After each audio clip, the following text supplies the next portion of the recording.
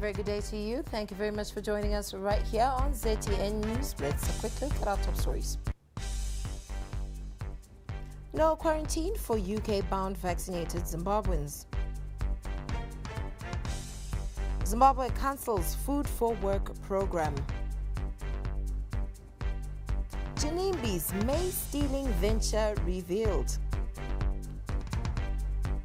And in sport, Darikwa Maswanise out of Bafana clash. Now for the news in greater detail. Fully vaccinated Zimbabweans who travel to the United Kingdom will no longer be required to undergo mandatory quarantine. Now, this comes into effect on the 22nd of November this year, and Britain says it will start recognizing COVID-19 vaccines on the World Health Organization's emergency use listing later this month, adding China's Sinovac, Sinopharm, and India's Covaxin to the country's approved list of vaccines for inbound travelers. Zimbabwe is administering Covaxin, Sinopharm, Sinovac, Sputnik V vaccines, and to date a total of 3,379,391 people have been vaccinated against COVID-19 in the country. World Health Organization country representative Dr. Alex Kasasira spoke to ZTN on the latest development. The vaccines which have been given an emergency use license by WHO. Those are the vaccines that WHO has gotten all their data on, has assessed the manufacturing sites, and those vaccines have met the WHO requirements for safety and effectiveness.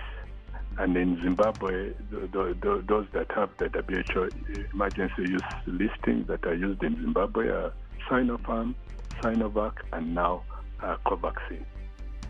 Now, after 2 consecutive seasons of drought in Zimbabwe, the nation experienced better fortunes during the 2020-2021 summer cropping season. Almost all the country's agricultural regions experienced a bumper harvest, but in areas that did not receive good rains, the consequences were dire. According to the World Food Programme, at least 5 million Zimbabweans are in need of food aid. In this regard, the government had hinted at introducing the Food for Work program to assist those in areas that registered low yields. But things have changed. Public Service, Labour and Social Welfare Minister Professor Paul Mavima said the government is now working on a food deficit mitigation program. Work is now food deficit mitigation program because people are now going into their own fields. We have secured the grain and we have we have also been allocated money for transportation to go into wards that have insufficient food or have food deficit.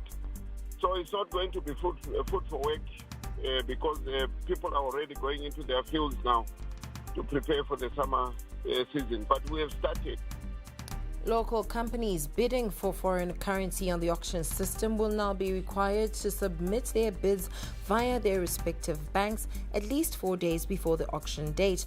The Reserve Bank of Zimbabwe announced the new measures on Tuesday, which take effect immediately. The Apex Bank's governor, Dr. John Mangudya, said the new measures were due to a significant rise in the number of bids, averaging 2,000. Meanwhile, the Zimbabwe dollar has depreciated against the US dollar for 3 consecutive weeks on the RBZ auction floor. And our correspondent Andy Hodges takes us through why the Zimbabwe dollar is trading weaker and what the new regulations mean.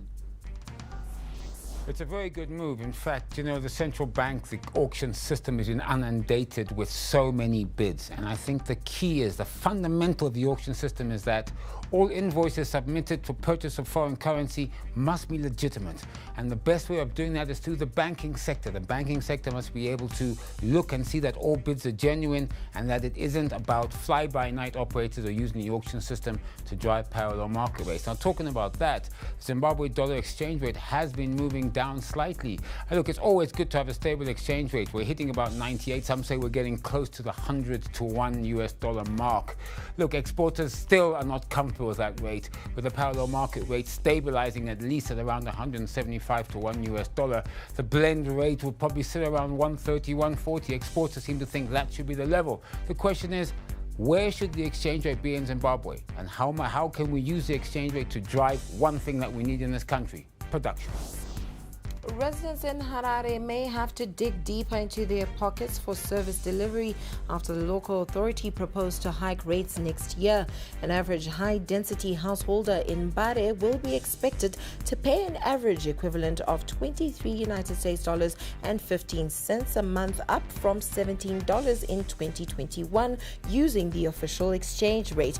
A low-density householder will now be expected to fork out an equivalent of $77 and 30 cents, up from about an equivalent of $46 using the official exchange rate. Harare City Council on Tuesday proposed a total budget of over 41 billion Zimbabwe dollars for the year 2022. Our business committee chairperson, Councillor Shona Metu, said the increase in rates was due to inflationary pressures. He described the budget proposal as poor and reasonable. This is despite residents already failing to settle bills owing to what they feel are exorbitant rates in 2021. The total budget is about 41 billion. About 10 billion being the capital budget, and the difference being the revenue budget.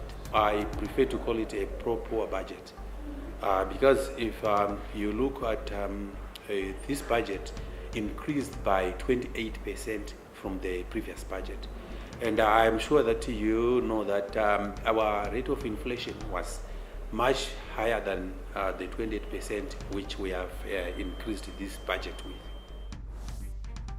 Now, his story of rags to riches is yet to be fully told. The little that the world has come to know is that genius Kadungures started off selling cell phones in the streets of Harare. Well, that is true, but not entirely so. It turns out that the late businessman's first venture involved stealing millies from the family garden and selling them. This was revealed yesterday as the Kadungures family marked a year since Genimbi's death with a private memorial ceremony in Domboshava. Kadungures' aunt Georgina Mbaiwa told ZTN that Genimbi was always on the lookout for opportunities to make a dollar.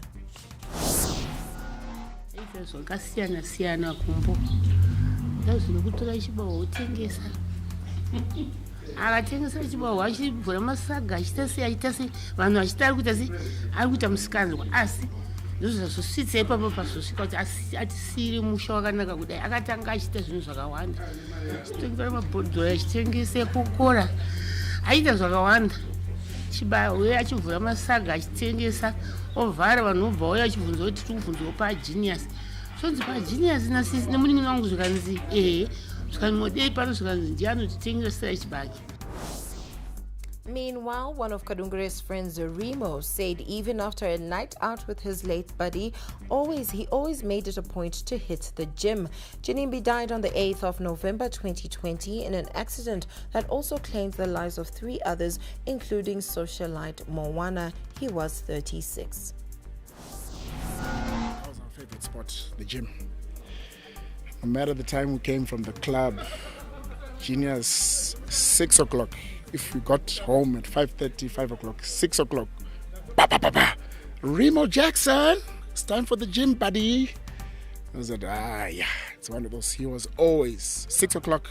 He was always up, ready to go. After gym, we start talking about work. With just about 2 weeks before the annual 16 days campaign against gender-based violence, which starts on the 25th of November, it's time to take stock if this campaign is changing attitudes. What are some of the causes of GBV and how can these be addressed? Our correspondent Owen Kaura explores the link between gender-based violence and mental health.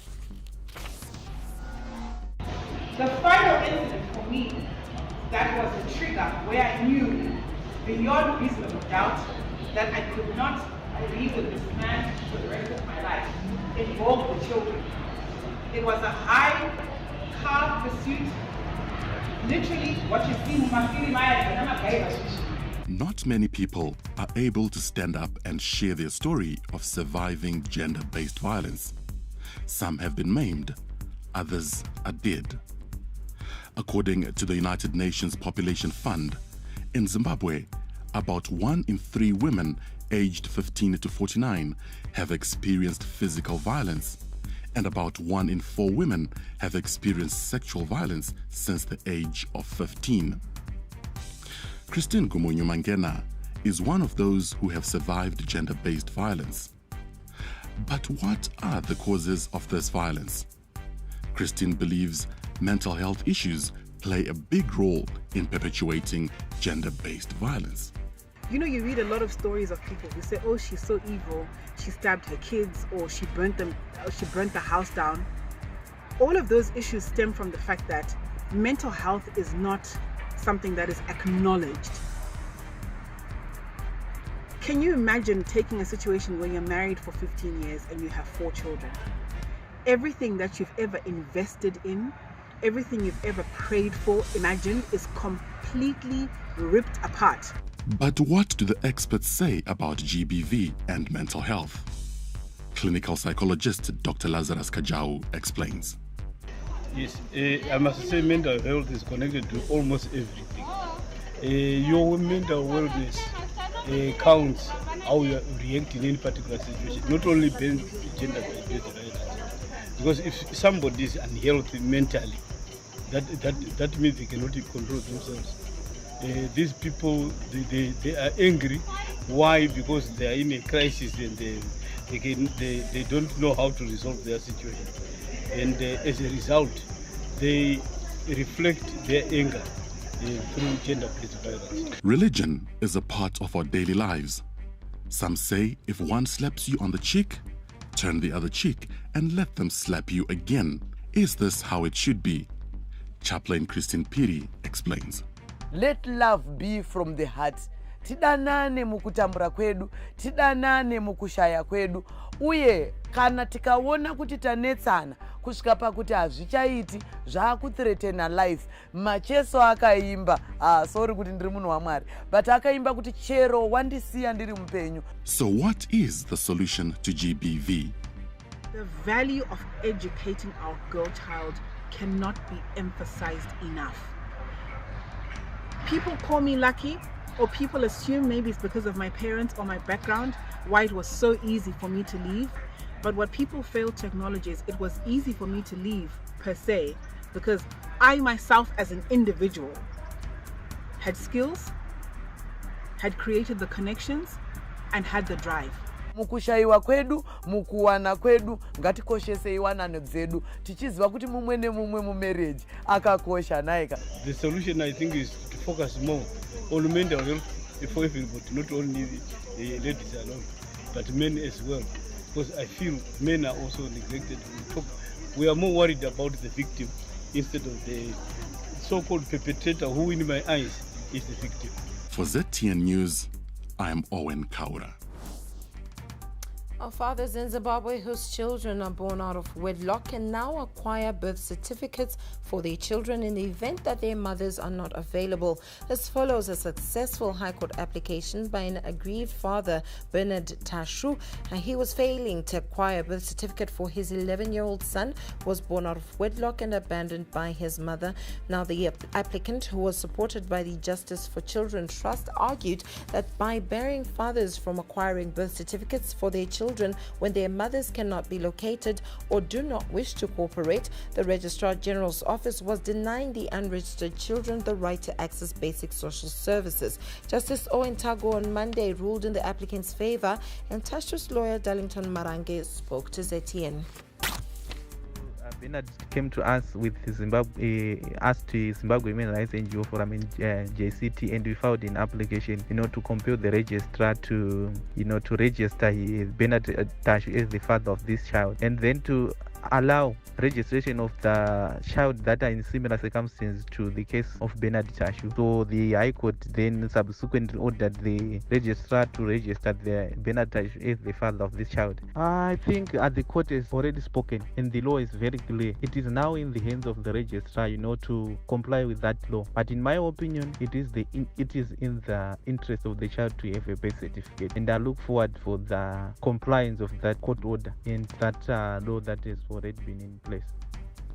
A Harare man on Saturday lost his Mercedes-Benz E22 to armed robbers after one of them jumped in front of the vehicle, pretending to have been hit by the car. The robbery occurred along the Harare-Masvingo highway just after Mbudzi roundabout when the victim slowed down to negotiate a speed hump and a male suspect jumped in front of his vehicle. The complainant stopped his vehicle and 3 other suspects emerged, with one of them pointing a gun at him. The suspects took control of the vehicle and tortured the vehicle owner before dumping him in Southview Park. Harare Police spokesperson Inspector Tindai Mwanza confirmed the incident to ZTN.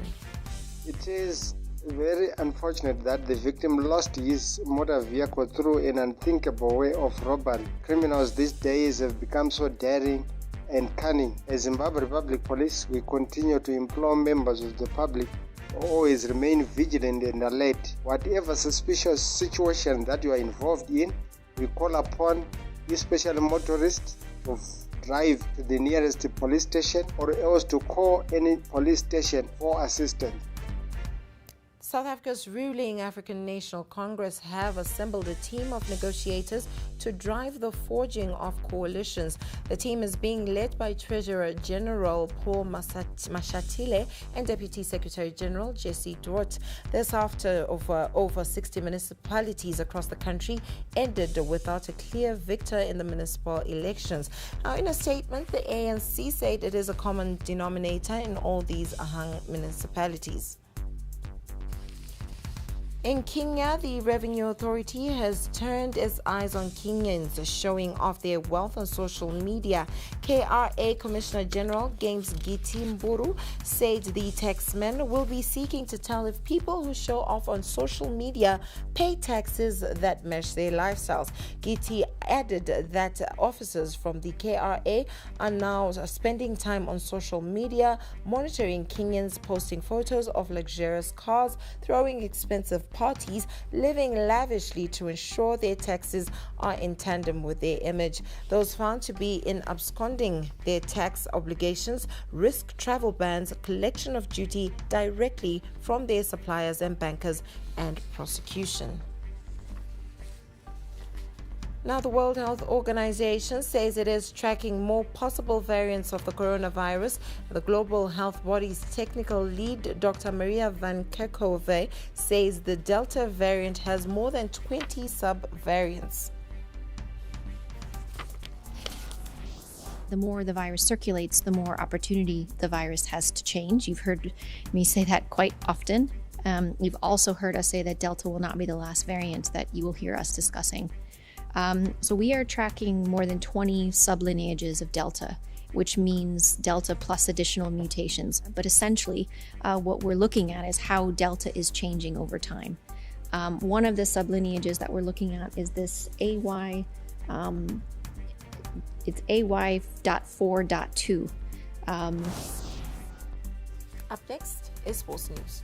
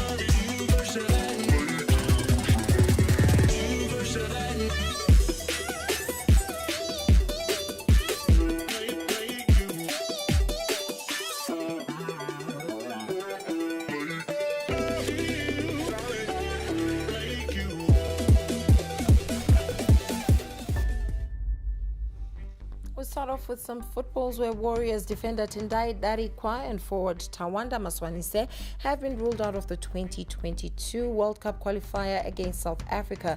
Darikwa misses out due to family reasons, while Maswanise has passport issues. Now, the Warriors face Bafana at FNB Stadium on Thursday night. Darikwa will also miss the home game against Ethiopia on Sunday, but there are hopes Maswanise could be available. Knox Mtwizwa and Brendan Galloway are expected to join the squad this afternoon. Zimbabwe are already out of contention for the World Cup to be played in Qatar next year. They have a single point from their opening 4 encounters. Meanwhile, the Warriors were forced to look for their own training venue in South Africa. This is after they deemed the 2 facilities provided by South African Football Association unsuitable for training. The team finally settled for Sandton Sports Club for their first training session, and they will have another session on the same venue this afternoon while waiting for SAFA to fix the venue issue. One so far, training, and then 2, that is Knox Mtizwa and Brandon Galloway just landed. They will join the team after training and then do the afternoon training together with other guys. Then Darikwa will not make it. There's some family issues to attend to. So he's been excused for these 2 games. And then, well, that's it. Still with football, Ngezi Platinum are undoubtedly one of the strongest teams in the Premiership. They have won the Chibuku Super Cup before, and they are in this year's semi-finals of the same tournament, but they are yet to win the league title. So after a long break due to COVID-19, has Madampuro lost any of the appetite to succeed? We spoke to the club chairman, Leonard Musariri. Very bad, like we all know, internationally, everywhere else in the world. Zimbabwe not spared, Ngezi community not spared. To the players, it was demoralizing that they could not do what they know best, playing soccer. And the leadership, management, the board, everybody was quite worried because we were paying for a product that we could not receive. And obviously it was disheartening that the players could not exercise their talent. And we are all excited now that football is back, starting with the Chibuku, and now we are grateful with Delta, our main sponsor, that the league has just started, and we look forward to continuing, not stopping again. Now, the Zimbabwe cricket senior women's team and their Bangladesh counterparts will tomorrow begin their 3 ODI match series in Bulawayo. Both teams are using their series as part of preparations for the ICC Women's World Cup qualifiers to be hosted in Harare from November the 21st. In some news on the qualifiers, COVID-19 has forced New Guinea to pull out of the tournament after most of their players retained positive results before departure to Harare, which was scheduled for the 6th of November. And that's all we had for you on ZTN News Blitz. So stay with us. World in 5 is coming up shortly.